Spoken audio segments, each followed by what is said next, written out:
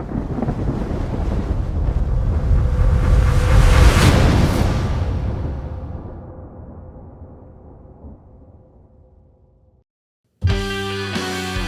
right, and welcome to this episode of Bold Strong. Today, I have with me a good friend of mine, Murray Lee. We've known each other for years. Murray's, I'll say big-time accountant. He'll probably correct me later, but he's been with a number of the big accounting firms and probably moved more into the retirement mode at this point.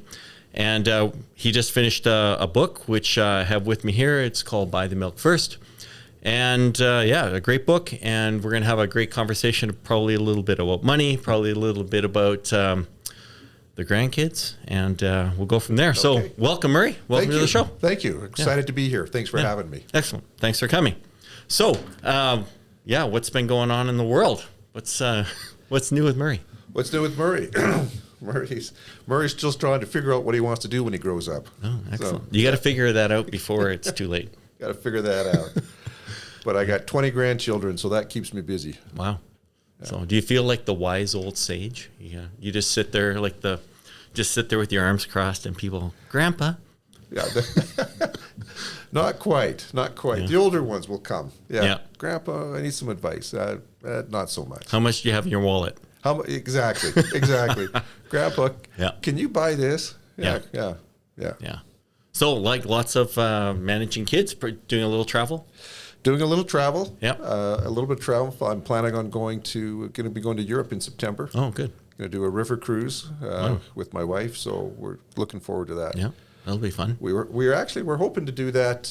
We were supposed to be either in Europe right now or just barely coming back, but we're in the process of building a hotel in Waterton, and that got delayed, so we had to delay our trip. Yeah, and COVID changed was a everything. Big problem. Changed things. Yeah. So, wow, that's cool. Excellent. And you wrote a book. When did you write the book? How long has it been?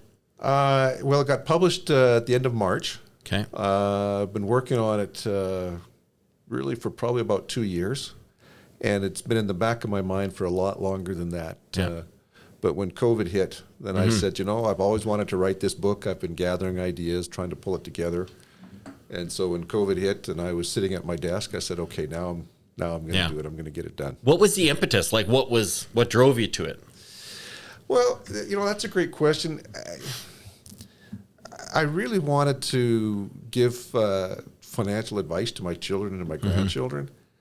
But, if you sit down with them and try to tell them, they don't want to listen. Yeah. But if you put it in a book, well, they all want to read the book. Right. So the best way for me to try to give them some financial advice to try to help set them up for life was to write a book. So I actually did. I wrote the book for them. Right. They were always my target audience whenever I was writing. Has anyone in your family read it? You know what's really funny? So literally, not last night, the night before, so Saturday night, I get a phone call relatively late at night from my son. He's got his 11-year-old daughter on the phone. He says to me, hey, she read your book, and now you need to test her on it. Okay? And he said, I promised her $100 if she could read your book and pass the test. Wow. So I said, okay. So I started out with some really easy questions. And to my surprise, she nailed it. Wow, that's awesome. She had clearly read the book and understood it. And so I started getting deeper and deeper. I started asking tougher and tougher questions. My wife actually elbowed me and told me to kind of back off a little bit, right? But I was having fun. Yeah. And she was nailing it. Yeah. And that's cool. And so she talked to me in the book. I talk about the 3 Ps I should have never said that. You need to plan, prepare, and perform. Right. And she told me what she told me. She said, "I can tell you about the 3 Ps." Oh, I said, no okay, way. What are the 3? She told me to me, and then I asked her, "What does each one mean?" Wow. She told me what it means, and then she gets down to perform. I said, "Well, what does perform mean?" She goes, "Well, Grandpa, that's self-explanatory." Of course it is. Yeah. perform means you just have to actually do it. You have to take the steps and take action. I went, wow, that's pretty impressive. And so that actually it was a lot of fun listening to her talk about the book and the concepts that she pulled out from it. Yeah. So she passed the test, and while she was on the phone, her dad gave her the money. Wow, that's awesome. So you growing up, what was it like? And you'd obviously had built some habits and characteristics of your own growing up. What was what's that history like for you financially, I guess? I grew up in a middle class to upper middle class home. My dad was an entrepreneur, had his own real estate brokerage business, and was very good about teaching us about money without making it look like he was teaching us about money. Just through his examples, money was never a secret topic. And it just kind of rubbed off on me. It rubbed off on my brothers. And so it really helped to set me up to teach me proper discipline and gave me what I consider to be common sense. But I've learned that it's actually not that common at times. Yeah. So. Well, I think when I think back to how I was raised, I don't remember if we were well off or poor. And my dad had he must have grown up poor, because he had these crazy habits of just recycling stuff that probably everyone would normally throw away. Like, we recycled tinfoil always. Oh, really? Yeah. Like, we had to flatten it out and reuse it and everything. Yeah. He wouldn't let that go. So, and just a lot of that. And my mom pushed us when we were kids to save and to record things but I don't know. I don't know if we were rich or poor. It was hard to say. We had lots of nice vacations, but I don't know.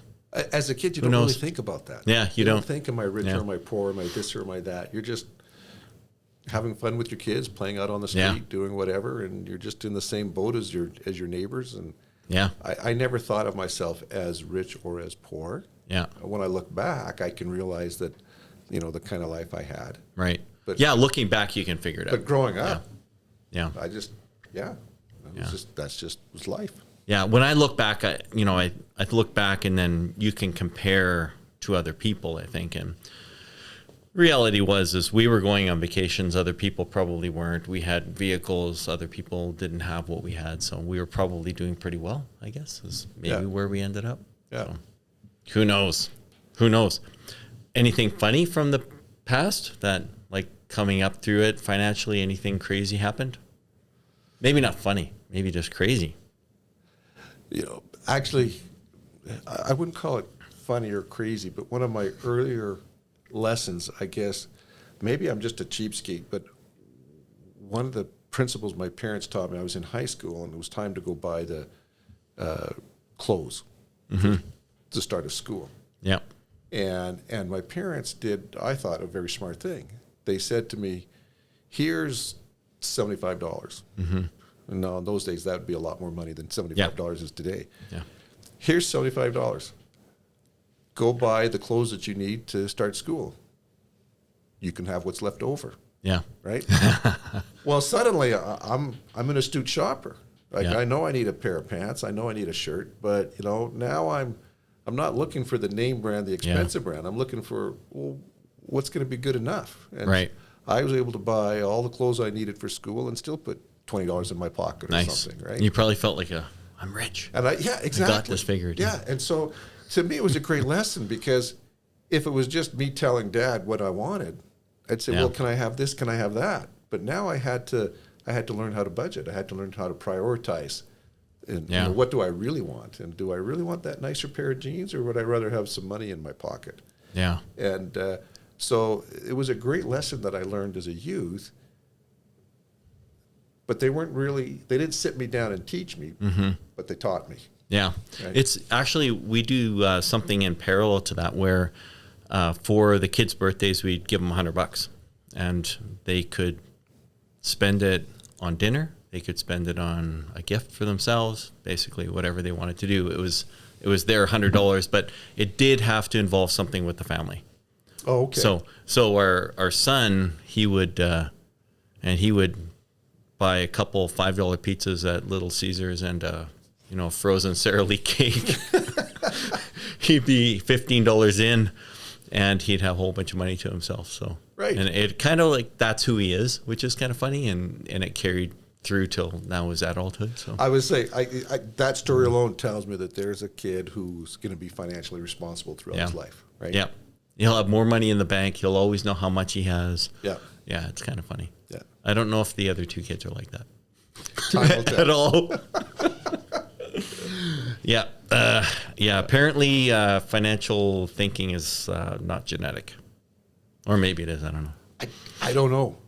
You know what? I don't know. I ponder that myself. I got to be careful, but I think back about my own children. Right? I got 5 children, and how some of them are to a fault, financially responsible, or tight, and others to a fault the other way. And I'm going, same home, same environment, same teachings, but they come differently. Yeah, that is odd. And also, I guess maybe it has some bearing on the micro era that they grew up in, but commercial and consumerism has really evolved since I was a kid. Just the unbelievable volume of things you can spend money on now. Right. So it just seemed like it wasn't there when I was a kid. Or maybe I wasn't introduced to it or something. I don't know. It's just different now. As social media has had a huge effect. Yeah. Because you're constantly being bombarded with ideas and consumerism and wouldn't this be nice? And yeah. And, and like, that's just buying things, but also we spend money on food now. Like, it's nuts. Oh. The amount of restaurants, I don't know about you, but our big deal was we'd end up at a buffet at like Bonanza, if that even, I'm sure it doesn't exist, but that'd be the once every couple weeks deal. And now I think the media is trying to get us to believe that we're supposed to be eating out every day. I read an article just last week. They said that, I can't remember the exact number, but for the first time ever, they've now flipped over to more than 50% of a household's food budget is spent eating out. Wow. And it was probably like less than 10% when I was a kid. Oh yeah, when I was a kid, we never went out. Yeah, and I actually see that in our kids, and their generation is, it's such a big deal to be eating out. That's what they go and do. So no one's at home making sandwiches to go out and do something fun. They're going out to eat. That's the fun. Yep. Yeah, it's just so different. It is so different. Or they sit in a coffee shop or wherever they're sitting, and they're spending a lot of money. It's amazing how much money gets spent on that. Yeah. Yeah. That's why I got into the restaurant business. Yeah, that's right. Yeah, smart. So in the book, Buy the Milk First, just as so that people are aware, what is the concept of Buy the Milk First? So we kind of have that as the groundwork. Well, the overall concept of the book is basically, it's pretty simple, which is you need to prioritize. People think budgeting is a 4-letter word, and the message I'm trying to get across is it's not a 4-letter word. It's just deciding what you want and deciding in advance, and then doing that. And so the title of the book, and I think this story encapsulates the essence to answer your question, is my parents, when they first got married, they were dirt poor. My dad was going to school full-time, and during the daytime, he worked as a custodian full-time at night to pay the bills. And they had a little baby girl, obviously my oldest sister. They were extremely poor. So, but what they did was when he got his paycheck at the end of the month, the first thing they did was pay the rent. And then they went out and they bought enough formula to make sure that their little baby girl would have enough food for the rest of the month. And their attitude was, we might run out of money and we might run out of food, but no way are we going to let our little girl ever go hungry. And so that was their highest priority. And there were times when they ran out of food before they ran out of month. In the last 2 or 3 days, my parents didn't eat, or they, right? But their little girl never suffered. Right. And so they always bought the milk first. So that's where the title comes from, and it just encapsulates the whole concept of establish your priority, and then put it into plan and perform. And that's personal finance in a nutshell. Right. It's just decide what your priorities are, make your plan, then perform, make it happen. Right. It's fundamentally quite simple in that concept. And that's what it's all about. You and I have talked offline about this, but I feel like there's an awful lot of emphasis when we get into budgeting talk, the conversation really quickly goes to you're spending too much. And, right.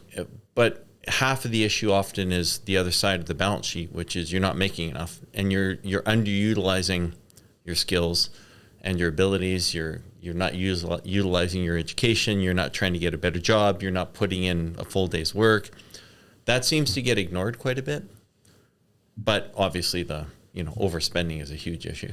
It is. But to your point, I remember years ago talking to one of my brothers who, entrepreneur, had his own business, had a partner. And he told me how in the early stages when things were a little tough, they're going through their stuff, and he says his partner looks at him and he says, we don't have an expense problem.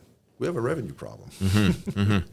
And he was right. So they focused, on the revenue side. I mean, obviously you got to balance the two, and it's not always just a revenue problem, but a lot of times it is. And so you can have expense problem, but don't forget the other side of the equation, the revenue side. Yeah, absolutely. Because I guess if you were making zero, then everything's a problem.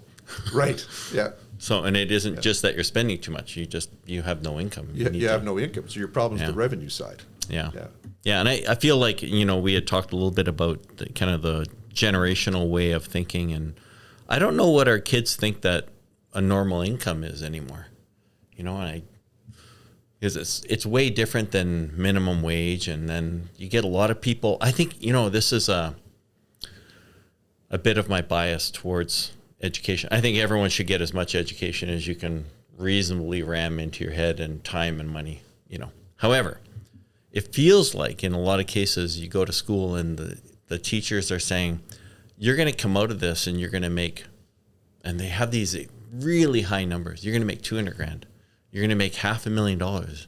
And I think part of it is, especially it's in the technical schools where they say, the normal wage for someone who comes out of school with this is going to be $150,000. And then these essentially kids come out and they're getting offers at $60,000 and $70,000, which is still a reasonable income. But their expectation is double. Right. And then they're busted and they don't work very hard because now their expectation is double. They're only making half. Yeah. So, man, it's tough. I remember when my kids were younger, they're all married now, but when they were younger and I talked to them about the future, what they wanted to do, and so they tell me what they wanted to do, and I'd say, well, how much money do you think that pays? Okay, if you do that, how much do you think you'll earn? And they say, well, it'd be this much. And I said, okay. And then I'd say, and where would you like to live? Look around the neighborhood. What would you like?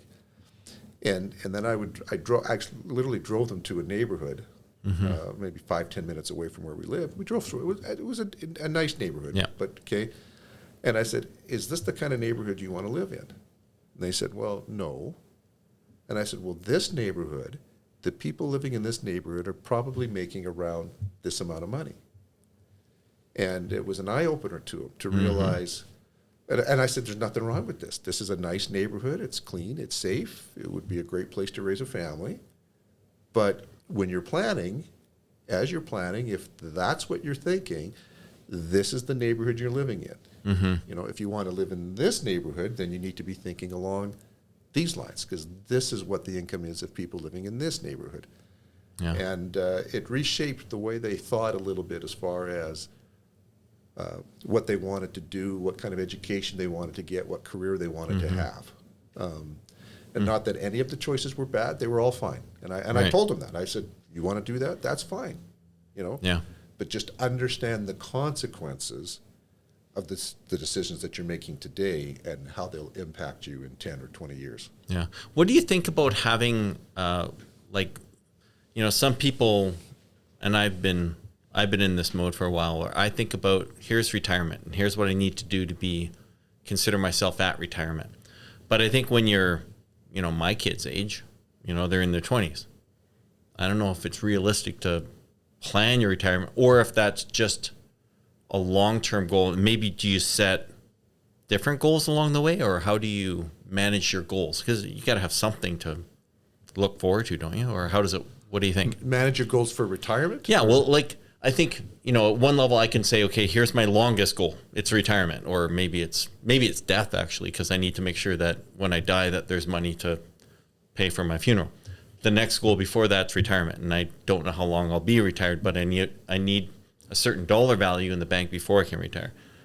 There's got to be something before that. Maybe it's I want to buy a house on the lake, or I want to buy a boat or something, and then I want to go to university. I want to get married. How many goals is having a goal of retirement a good goal when you're 20, or do you wait till you're 40 for that? I don't know. I personally, I think you have to have that goal coming right out of the gate. Mm-hmm. You need a 1-year goal, a 5-year goal, a 10-year goal, a 25-year goal, right? And if I know that I want to retire at a certain level, then I have to start working backwards. Yeah. Backwards from that and say, well, okay, if at age 55 or at age 60, whatever the goal is, I want to be at this level. Mm-hmm. Okay, where do I have to be at 40? Where do I have to be at 30? Where do I have to be at 20? What do I need to start doing to achieve that? And of course, you need some flexibility. But what I did is, and there's a chapter in the book there right at the very beginning where I say, wealth is not a number. Mm-hmm. And right. I defined, and this is the way I looked at it, is wealth is not defined by money, but by time. Mm-hmm.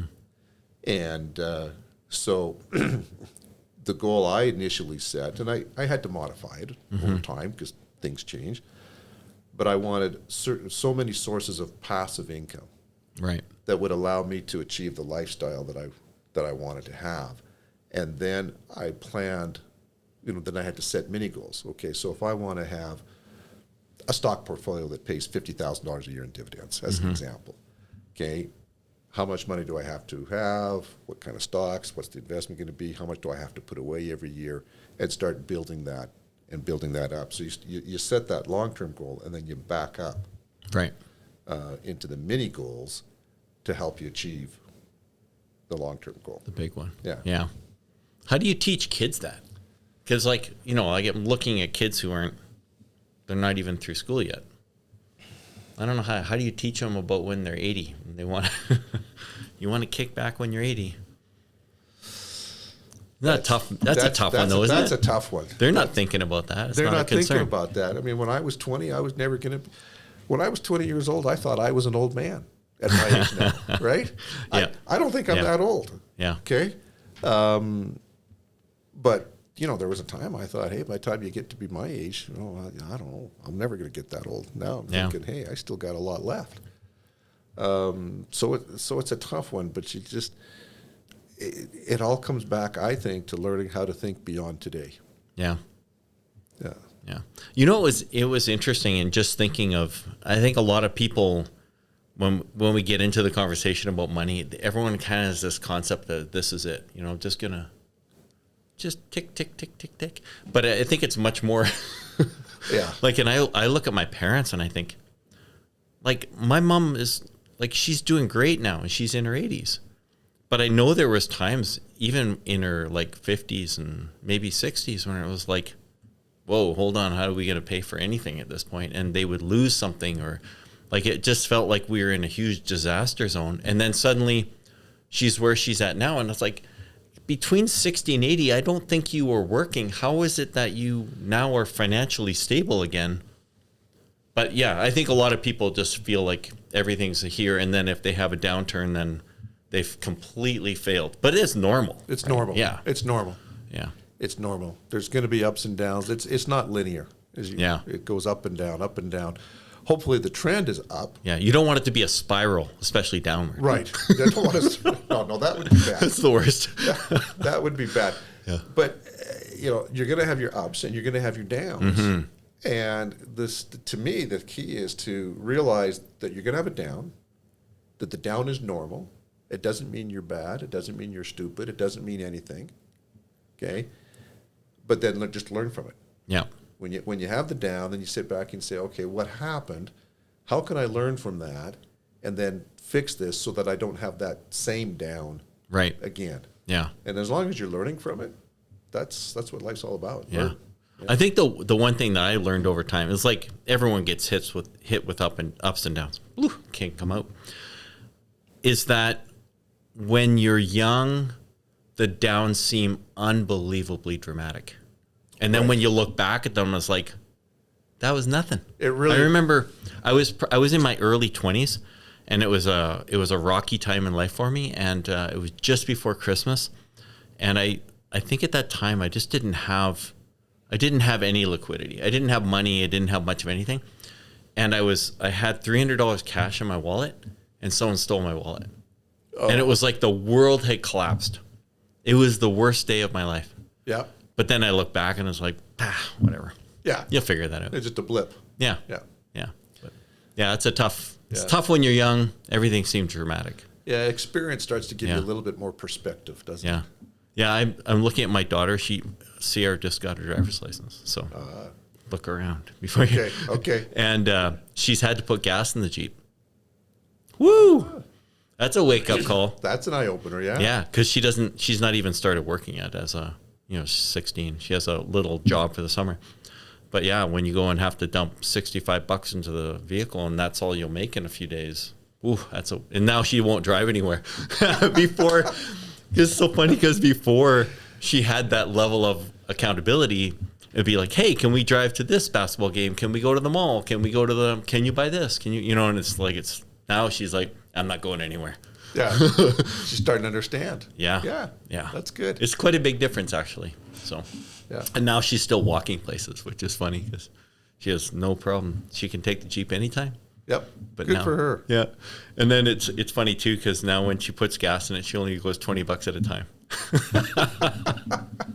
So the vehicles, it's probably always just right at E. It's so funny. Yeah. Yeah, it's a tough lesson. It is. Tough lesson. And everything's expensive now. I don't know how kids are going to pull it off. It's going to be, I don't get it. It is. Yeah. I don't know how, you know what? They just have to be, just have to be financially responsible, right? Yeah. They just have to learn the classic live within your means type thing, right? And just realize that you can't have everything today. Yeah. I think too, I think your means are something that you can adjust as well, as we've talked about, right? That's the income side. And I think kids are pretty quick to think that they should leave school. And that is not great. So no. In fact, I'll tell you this little story comes to mind talking about that. So when I graduated from university, and I lived in Dallas, Texas, worked there for 5 years. And while I was in Dallas, and I don't know how this came to be, I think I remember, it doesn't matter, but the junior college there in Dallas asked me to come and be a guest lecturer to one of their classes. So I said, sure. So I was guest lecturing, and if you think of Dallas, it would have been in the early mid '80s, and a lot of poverty. If you're attending the junior college, I mean, good for them. They're trying to do something, but they're coming from broken homes. They're coming from poor homes, and I just wanted to convince these guys to stay in school. Yeah. Right. Get your education, and so what I did was I said, hey, and these guys, they were,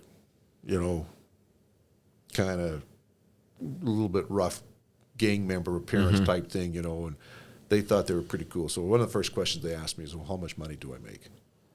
And I was only like 3 years out of university at the time. And I said, maybe I was 4 or 5, but certainly less than 5. And I said, I can't remember what the number was, $42,000 a year or something. And they whistled like, wow, that's a big number. And I'm thinking, it's not a big number at all. But I gave him the example. I said, let's say that your buddy went out and he started driving a truck right out of high school. And I said, the first 3 or 4 years, he's making all this money. He's got all this coin. He's doing really well. And you guys are jealous because he can buy all these things. And you stuck in school. And I just showed him on a graph how their income would go up and their friends' income stayed flat. Yeah. And after 5 or 6 years, they would cross. And their income would continue to go up. And their friends' income would continue to stay flat. And so that if they looked at it 10 years down the road, they were much better off to stay in school. Yeah. And, getting the right degree, of course. And that was the whole premise. When I was done, the professor was so impressed, he walked up and asked me to sit on their advisory board. Oh, he said, wow. Listen, that's what these kids need to learn. Yeah. Would you mind sitting on our advisory board here of the junior college? So I Yeah. sat on the advisory board there for a couple of years before I finally That's great. before I finally moved. And Yeah.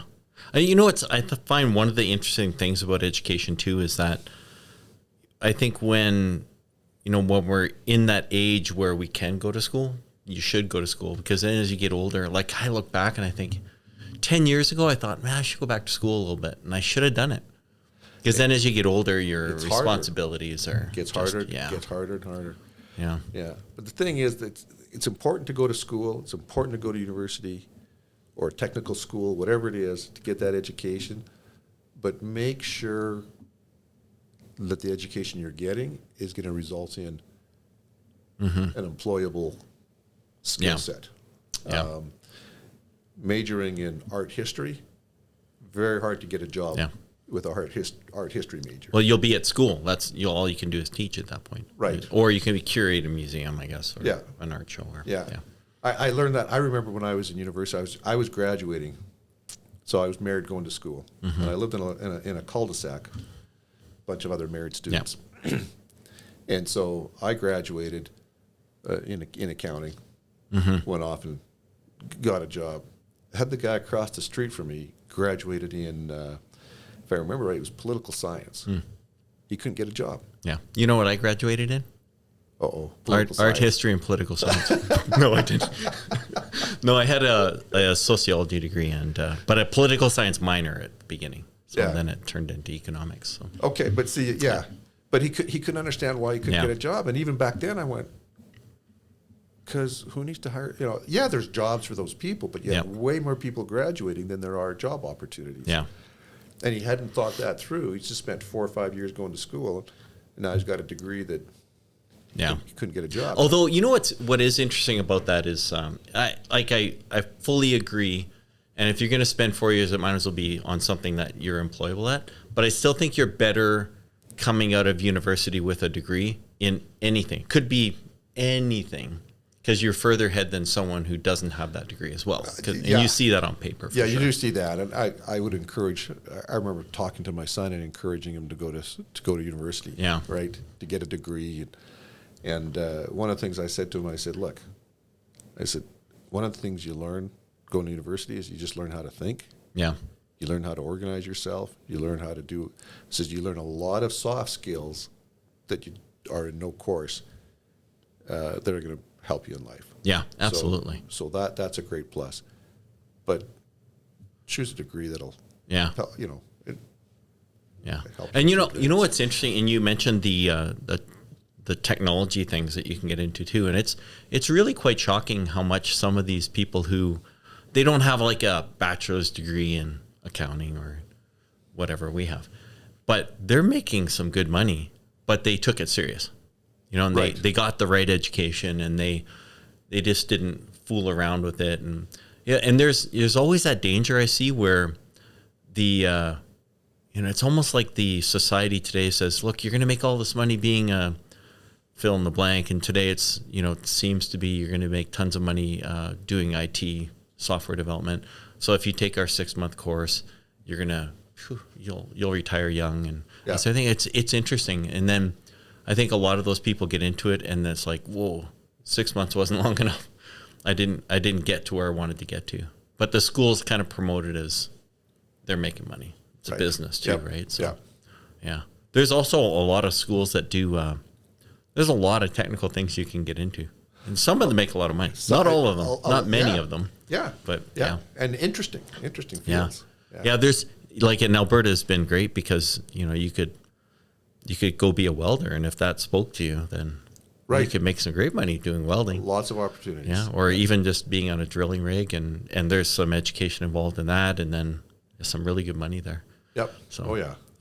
A lot of good things. And you know what's, I've always thought it was one of the unusual things about education is that, you know, when we're young and we're always talking to the kids and we're saying, you know, what do you want to be when you grow up? And we have these, like, there's like 15 or 20 main topics. You know, I'm going to be a doctor, I'm going to be a cop, but then, like, what I'm doing today for a living is not on that list.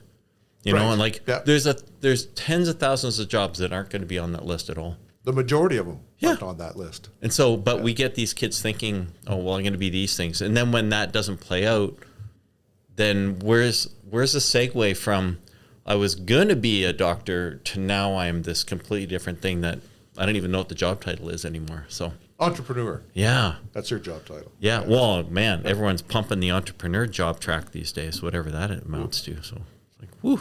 Yep. I don't know if it's a good, the entrepreneur track is that good. Because we want everyone in it, but I think all you're doing is spending a lot of money. Not always making money. Yeah. Yes. Yeah. No one tells that side of the story. Yeah. Yeah. Being an entrepreneur is really expensive. Yep. Yeah. And everyone wants to do it when they're, especially when we have YouTube and multimedia is telling us, look, all you do is you just got to get a video camera and do this, what we're doing. Man, and like I told you earlier, our YouTube channel is now made a full $2. Yeah. So it's like, I'm not retiring off that. No, ever. No. Like, and so anytime you hear someone making $1 million off of YouTube or other media, it's because it's the rare exception. Yeah, it's luck almost in some ways. They have the right personality. They've tripped into something that's mildly interesting, and everyone seems to follow it. But I don't know if you and I will ever make millions of dollars off YouTube or Amazon or I don't whatever. think so. No. Yeah. No, that's crazy. What are we talking about when we talk about the new millennials coming up and, you know, relative to their budgeting and planning, and where do we have to get these guys? Like, so much, I don't know. I think we've maybe worn out the conversation in our society about you know, millennials are lazy, or millennials are this or that, or they need to be accommodated. But, you know, we have millennial type kids. Yeah. Now what? Yeah. What do we got to do with them? So they're not living in our basements. So they're not. That's what I mean. I had it's very self-serving. I had a partner once describe them to me as the boomerang generation. That's interesting. You know, because they leave home and then they come back. Yeah. Yeah. Yeah. No. The millennial generation, to me, being I'm a baby boomer generation, you know, interesting because to them experiences are more important than consumer goods, and I can totally respect that. You know, it's all the fundamental of budgeting. What's important to you, right? Then just make sure that you're allocating your resources to whatever is important to you. So if experiences are more important, but what I'm finding is that you got to be careful here because it's a generalization, and there's always You know, there's always flyers. There's always flyers, and so many exceptions. But generally speaking, what I have noticed in trying to help millennials, and I've taught some personal finance classes and tried to teach young couples, you know, to get them established and things, and I observed a couple of things, and I remember one situation, a class I was teaching, and there was this young couple in there. They were taking the class, and you know, I think the husband had barely graduated from university, like literally like 3 months before. She either was still in college or had just barely graduated itself. I mean, you know, give you a feel for where they're at, and they were feeling bad because they were living in the husband's parents' basement. You know, he had a nice home and they had their own suite and stuff, but you know, they weren't out on their own yet. Yeah. And I explained to them the concept of the law of the harvest, and there's several principles in the law of the harvest that can be applied, you know, financially. And one of the principles is you reap or harvest in a different season than when you sow. And their parents had sowed 30, 40 years ago, and now we're reaping the harvest. Right. They're in the sowing stage. And I explained to them that, look, you're at the stage where you're sowing your fields, you're planting. Your parents are in the stage where they're harvesting. Don't expect to be in the same stage as them, because you're not. Right. And so don't feel bad. As long as you're doing the things to go out there and plant your field, then you'll get your harvest. But right. don't expect to harvest today if you haven't even sown your field yet.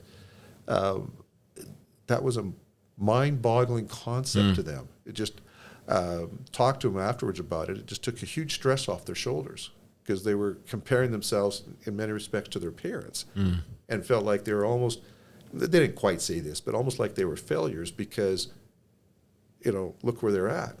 And once they realized, well, I guess that is right. My parents are 30 years older, 40 years older, whatever it is.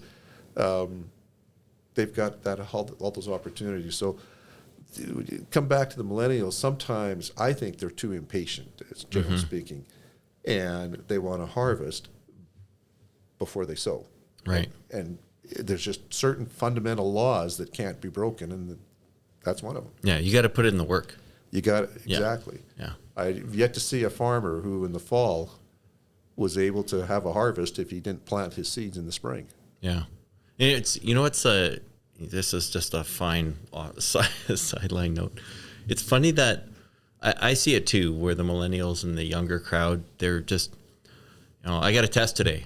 Are you going to study for it? Maybe I'll look at the book. It's this very haphazard way of, and maybe partly because in education we've given them an opportunity to succeed or excel without having to put in a ton of effort in some cases, right? So that may sound terrible, but the other piece is that, then we have multimedia or we have video games, and the same person who won't study for 2 hours will spend 4 or 5 hours trying to break a level on a video game, or they're going to post tons of videos because they want to increase their following. It's like, there's a huge amount of effort going into something. It's probably not the right thing. Right. Yeah, it's crazy. Right. It's shocking, actually. Yeah. Focus your efforts into things that'll produce what you're looking for. And it still comes back to what's your long-term goal, and are your steps today going to help you achieve what you want tomorrow? Yeah. That's the whole concept of personal finance and budgeting. Yeah. It's interesting. I guess I hadn't thought of it before when you say that the millennial generation is more interested in the experiential side of life rather than maybe the having things. Is that fair? Yeah. And what's interesting, and I've certainly noticed this in the workplace, is that young people, as they come into the workplace, are more interested in who they're working with and, and like the experience that they're going to be having at work. And then, and it's very much like you're creating family units more so than I think in the past you were just like, okay, go and do that thing, like build that thing and put it together and then go home to your family. But now I think when we hire people, we're putting them into very much a friendly unit of people that they become friends with. And they look at their peers at work as that's their friends now. Right. So versus, I think, maybe our parents, when, if we go back far enough just to, use hyperbole, I think they would go to work. That's where you made money. Right. You didn't go there for friends. Like, who are you kidding? Yeah. You hate your boss. You hate the guys you work with. And you go home to your family and kids. And that's... Yeah. But it's totally changed. And to the extent now when someone gets released or terminated from a position, it's like it's a divorce situation. Like you're removing them from the family. It's terrible. And it's a really interesting phenomenon that's happened in the workplace. Yeah. Yeah. I don't know how to solve that. Or if we need to. Maybe it doesn't matter. Yeah. You and I are not going to solve the world's problems today. No. I think one of the challenges is that the effort that people make today, and it's almost like you see it on a spectrum where you see some people, they don't care about the friends and they're there to work, they're there to make money. And then you see the other crowd is there for the experience. And they're not going to make money. But they don't care because it's fun. Because they're happy. This is so great. Yeah. I love doing this job. Yeah. And there's nothing wrong with that, Yeah. as long as they're as happy with the consequences. If they're Yeah. okay with the consequences, there's absolutely nothing wrong with that attitude. Yeah. I think as long as you're prepared. Yeah, you're right. You know, Who's gonna wake you up though to the fact that you're not gonna get the things that your friends who are gonna put in the time are gonna get. right. Yeah. And as long as they're okay with that disconnect, then it's Yeah. fine, right? Yeah. Because they're getting what they want. Yeah. Right. You know what's you probably remember that guy Tony Robbins? Yes. Yeah. So he used to do this thing where he'd play. It was an audio thing, and you'd listen to it, and then it was very much like that's your vision board, and you'd write down what do you want, where do you see yourself, and that. I don't know if kids do that sort of thing anymore. Do they? Do they do that, or is it all Instagram? We open up Instagram and it's like that's what I want. That's the mansion in Florida that I think I'm going to get that he's actually renting, but like I don't know where we get our vision of success anymore. So I don't know if kids really vision it now. Yeah. I couldn't speak to that. I don't know. Yeah. I do think the definition of success has evolved. Yeah. In many respects for the better, and sometimes maybe not. But Yeah. How's it evolved? What is it now? Here's your take. I think when you and I were teenagers, success was defined not exclusively, but when you thought from a worldly standpoint, based on wealth. Mm-hmm. Okay. And I think it's evolved now, and success is no longer defined by how much money I have in the bank. It's evolved by what's the quality of my life, what are the experiences that I'm gaining, who do I hang out with for my friends, do I get to go kayaking, or am I going into the office on a Sunday afternoon? Right. That kind of thing. So it comes back to the experience versus the capital. And so I do respect that. Where I personally get concerned is those who want both. Right. Who think I should be able to have the experiences and society owes me the capital. Mm-hmm. That's where I have a personal disconnect. And not everybody is that way by any stretch of the imagination. But my view is a lot of people have evolved into an expectation that I am entitled to this and society owes it to me. Right. And my view is society doesn't owe you very much at all. Yeah. I do believe as a society we have a responsibility to take care of the ill and the aged, and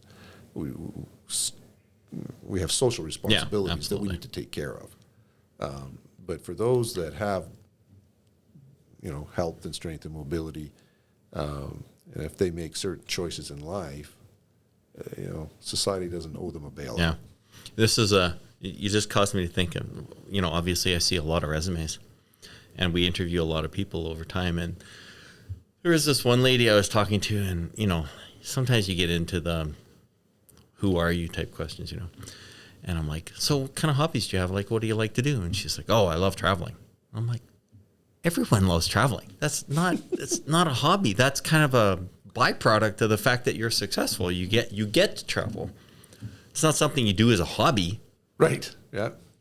Like I can't travel because I'm not working hard enough. It was interesting that she kind of, just in her mind, she just thought, no, traveling's a right. Like, that's what I do for fun. Like, yeah. Well, you better work hard. Yeah. Because it's not free to travel anymore. Nope. So, yeah. Do you like you got a lot of, kids and grandkids attached to yourself. So what kinds of, what am I trying to say is like experiences do you connect them to so that they can see that there's more in life that they can have? And like, I remember my parents, this is what I'm thinking is that my parents traveled with us, but it was oftentimes in the car. We'd go to we drove forever, but we got to see the world a little bit. It was an interesting experience because you got to see the difference, because sometimes we get stuck in our microcosm of everyone's the same and we're all in this one community. Do you do that to your kids or to your grandkids and kind of get them to experience a different world to see things differently? Because I know you do. I'm baiting you because I know the answer. Okay, now how am I supposed to answer that question? You know? Well, it's because I know what you do. Part of it, and it's probably subconscious, is that you have a nice place on a lake. Yeah, yeah. Okay. That builds in your kids' mind, grandkids' mind, that that's an option in the future. And they need to be able to see that and say, I want this. Yeah, I want this to happen for me. That is true. I've been very blessed, and so I do have a nice cabin on a lake that I try to make super fun, so that all of my grandkids will pester their parents. We want to go there, right? And so I've intentionally built and designed it to make it kid friendly and enticing. Right. I remember years and years ago, I had an uncle. Yeah, a very close uncle, more like an older brother type uncle, right? And he also had a cabin on a lake. And he mentioned to me once, this was many years ago, he said to me, Murray, that cabin on the lake is probably the worst financial decision I ever made. But he said it was the best family decision I ever made. And that stuck with me. Yeah. And so when I had a chance to duplicate that, I knew that financially this was a stupid move. But I wasn't investing in finances. I was investing in my family and investing in my children and my grandchildren and giving them that opportunity. And that's paid off for me, actually. I was really pleased over the last couple of years now, as my grandchildren get older and they're starting to have their birthday parties. And who do they want to invite? They want to invite their cousins. Yeah, that's nice. Right? Yeah. And they'd have never done that if I hadn't built the cabin and tried to bring them all together so they could create that friendship. Right. And, even when the 7-year-old wants to invite his 10-year-old cousin to his birthday party, and better yet, the 10-year-old cousin wants to go to the 7-year-old's birthday party. Nice. Right? Yeah. So that's when I knew that I started to achieve some success. So, but fortunately, I was blessed financially that I was allowed to do that for them. So yeah, and also you're providing an example to the kids as to what their world can be like. Yes. Yeah. Yeah. My dad did almost the exact opposite. He used to work for the Alberta penal system, essentially, for the Solicitor General. And he used to take us on his business trips occasionally to maximum institutions. Oh. So we got to interact with people who had made some really terrible decisions in life. And it was a real kick in the butt to think, I don't want to do that. That's not what I want to do. That would be when effective. I'm that guy's age. Yeah. And we would follow these guys around when they were doing highway service work, or, I was there when the alarm went off, everyone in your cell, gates closed, that's life. And, it was a good wake up call. It was almost a scared straight. I don't know, where'd scared straight go? Yeah. It used to be around all the time, and now we don't talk about it. But yeah, it was a scared straight deal. What an effective, I'm impressed. Yeah. But he kind of had this other middle ground where he would haggle like crazy on everything. So then I kind of learned a bit of the haggling thing, although people may disagree. But I think I did learn that, there's bargains to be had and stuff. But that was a bit of the how to deal with not having enough money to get stuff. It was kind of a weird lesson to learn, as opposed to having this abundant sort of thinking of, let's buy a boat. It was a different kind of thinking. Although he probably could have afforded a boat because he had apartment buildings, he probably could have afforded a boat. So, but it wasn't important to him. Yeah, no, right? No, and that's okay. Yeah, I think what was important was his little family. So it was a good lesson. We didn't have a cabin, but we got to stay in hotels. Yeah, exactly. We didn't have to mow the lawn at the hotel. Exactly. Yeah. Yeah. Cabins come at a price that's not just money. Yeah, that's right. Yeah, it's expensive. So, but you enjoy it, and it's good for the kids. It's good for the grandkids. Yeah. It provides. We've been there. Yeah. It's been fun. Well, I was there in version 1.0. Oh, okay. Haven't seen version 2.0. Haven't seen the new one? No. Yeah, it's quite different. Yeah. That's cool. Yeah, it's exciting. Well, so one other topic that we had talked about too is about this investing piece where like I'm sure, part of buying the milk first is the part of you got to put money into something. You got to invest. Right. Yeah. And whether it's investing in a business that provides some kind of annuitized income or whatever the case may be. What's the, I think kids are they're seeing so many messages about investing now. Just throw your money into this. It's going to be great. So, and I look at my son was like, I don't know what to do for investing. It was an interesting conversation because I hadn't had that conversation with someone his age or that mattered to me really. So I don't know, what would you tell kids to invest in or not? Don't give us any stock tips, but like, do you invest? Do you go in stocks? Do you throw it in GICs? Do you buy a business? Like, what's the game plan now? Well, cryptocurrency, of course. I've done all of the above. Yeah. And the advice I give, I try not to give specific investment advice. I don't give stock tips. I don't do this. I don't do that. But what I do say is invest in what you know. Mm-hmm. Invest in what you understand, and do your homework and do your research. Mm-hmm. And never invest something in anything that you can't afford to lose. Mm-hmm. If the size of your investment in any particular investment is such that you're going to start stressing and losing sleep over it, you've invested too much. Mm-hmm. So you better to break it out and make a couple of smaller investments. And in my book, I talk about how once, I don't know how I got conned into it, but I did. And I got conned into buying some copper options. Mm-hmm. Okay, smooth talking salesman out of New York, I think. Sure. Okay, and so I wired the money. What did I know? At that point in my life, did I know anything about options? No. Right. Did I know anything about the copper industry? No. Did I know anything about mining? No. What the heck was I doing investing in copper options? Yeah. Right? Totally unqualified. Yeah. Right? Totally unqualified. And so I got what I deserved. I lost it all. Did you really? Lost it all. Holy crap. Right? Yeah. And but I did do one thing right. Mm-hmm. I only invested a small amount of money that I could afford to lose. Right. And so what I got out of that was an expensive education. Yeah. But in the long term, probably saved me multiples of that because I only invested a small amount in an area that I had no right to invest in. And so I didn't make that mistake again. Right. And hopefully that therefore prevented me from making the same mistake but with bigger dollars. Mm-hmm.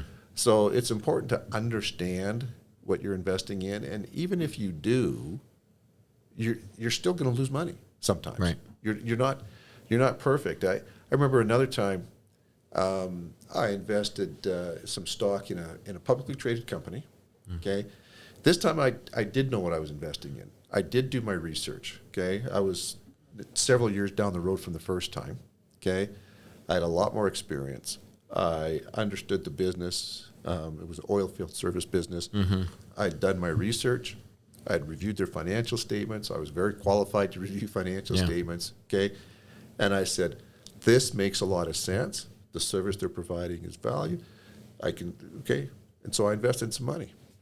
Okay, well, what I didn't know was that the financial statements, audited by a Big Four accounting firm, very reputable firm, okay, there was management fraud. Ugh. The financial statements were fraudulent. The worst. Yeah. Yeah. And so I invested, and shortly after I invested, it comes out that it's all a fraud. Okay? And management had been lying and manipulating the statements. They'd been lying to the auditors. I lost it. Mm-hmm. Okay? So, again, that time, I think I had done everything right. Right. I had done, I was knowledgeable. I did everything right. And I still lost it. The copper one, I did nothing right and lost it. Yeah. This other stock investment, I did everything right and still lost it. Right. But in both cases, it was a small portion. Yeah. So, was I happy? No. But did I lose any sleep over it? No. Yeah. I think what I've seen is, there's these waves of you got to get on this investment path, and then it gets very exciting and the market's talking about it a lot, but it's usually pretty hyped up. Yeah. And then you don't usually don't succeed well in those environments. I just tell people to invest in what they know. And so a few examples. I got one buddy, okay, and I've known him for, 30, 40 years, however long. And we were professionals together. He was a lawyer. I was an accountant. Mm-hmm. But any time he went to buy something, he always asked himself this question, I could take that $10,000 and use that as a down payment and buy a condo. Yeah, okay? Absolutely. And so he would always buy the condo, okay? And by the time he was in his 50s, he owned like 100 different pieces of real estate. Wow. Okay? That's amazing. And so, but he did that over time. That's what he knew. Yeah. Okay? He became a multimillionaire, $10,000 at a time, investing in condos. That's what he knew. Right. Okay? I had another friend who I was talking to him once. He was an entrepreneur, had his own business. And I was chatting with him about where does he invest his money? And his answer was he invested in his own business. Right. And he's ran the numbers. He can get a 26% return by investing in his own business because it was growing. He says, I can't match that return anywhere else. Okay. So he invested, but he was investing in what he knew. Right. Okay. And of course, the brilliance of that is if you invest in your own business, only you are responsible to screw it up. Right. Like, if I invest in some guy's business, I don't even know even if I understand his business, the value of that investment is based on what you think, what some guy in another country thinks, what they do in the business, what happens in the economy. Right. That's challenging. Yeah. So totally different things. Another person I know was a venture capitalist. Mm-hmm. Okay.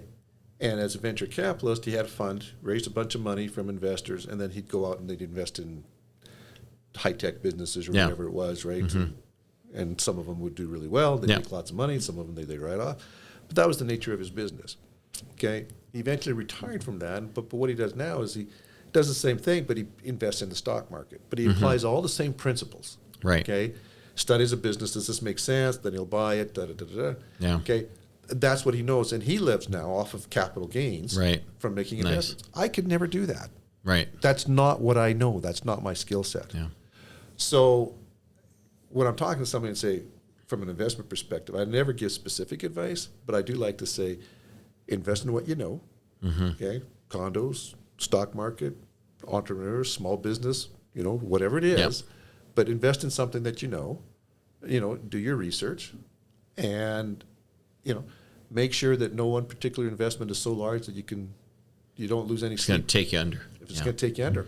Because sometimes you do everything right, like in my example, fraudulent statements. I still lost it all. Yeah. Okay. So it was a great education. So that's kind of my philosophy on investments. There's lots of people out there who will give you specific, buy company X because of this and the inverted yield curve and whatever it is that they want to look at. Sure. And I just kind of go, that is just way too complicated. Keep it simple. Yeah. Just invest in what you know, and does it make sense? Yeah. It was just, we've certainly seen over the last couple of years, everyone's jumping on cryptocurrencies, and it's like, settle down, you guys. And it's like, woo. Yeah. Have a nice life. Some people love it. Some people hate it. Yeah. I told you earlier, true confession, I have bought cryptocurrency, a very small portion. If it goes under, I'm not going to lose any sleep over it. That's right. But it's on the speculative spectrum. Right. And to me, you only buy cryptocurrency if you've already got other investments, right? Yeah, sure. It shouldn't be your first one, or if it is, invest like $200 and that's it. Right. Yeah. See what happens. See what happens. Go for the ride. Yeah. Yeah. Sometimes good, sometimes bad. But I've known people that made piles of money on crypto, but then of course people made tons of money on any kind of investment, right? So yeah, so there's a little bit of luck attached to everything we do. A little bit of luck. So, yeah.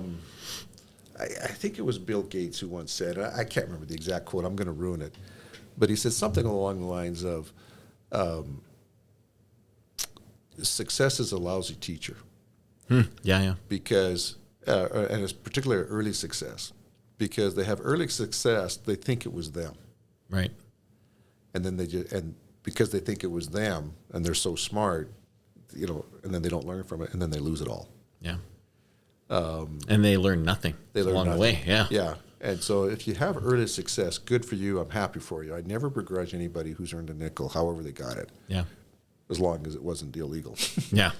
But understand, maybe you got lucky, maybe it was this, and too many people then,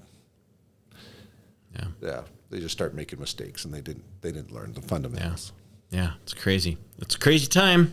Yep. Crazy time for all of us. Well, let's wrap this up. We all have stuff to do today. So all right. Love having you on. Thank you very much. So yeah, hopefully we'll see you again. Appreciate you inviting me. It's been a pleasure talking to you. I'll link up information on your book in the description below. All right. So people can see that and they can find it. Where's it available? It's available on Amazon, all the online retailers. Yeah. Okay. Yeah. Awesome. Yeah. Cool. Was that a good experience writing the book? Sorry, I was gonna. We're done, and here we keep going. It was a very interesting experience. It forced me to kind of articulate and formulate some clarity in my own mind on some certain thoughts. Right, when you're trying to put it on paper and trying to make it explainable, and I tried to put a personal experience or a story in every chapter to make it relatable. Yeah. And sometimes it was humbling. Yeah. Right? Where I confessed some stupid things like I confessed here. Yeah. Stupid things that I've done. But you know what? That's how you get smart. That's how you learn. You got to learn from your mistakes. Yeah. Well, anyways, great to have you. Great to be here. And we'll see you again soon. All right. Thank you so much. All right. Bye for now. Bye. Hey, this is Craig. Thanks for watching this episode. I have a number of really interesting people that I'm going to be speaking with over the next while. Don't miss an episode. They're going to be great. If you have a chance, jump over to the partnerstaffing.com website. All the links to the videos that we're doing that are employment related will be there. Anyways, hit subscribe. Special thanks to our editor, Chris Filosovich. Look forward to seeing you on the next episode. Craig out.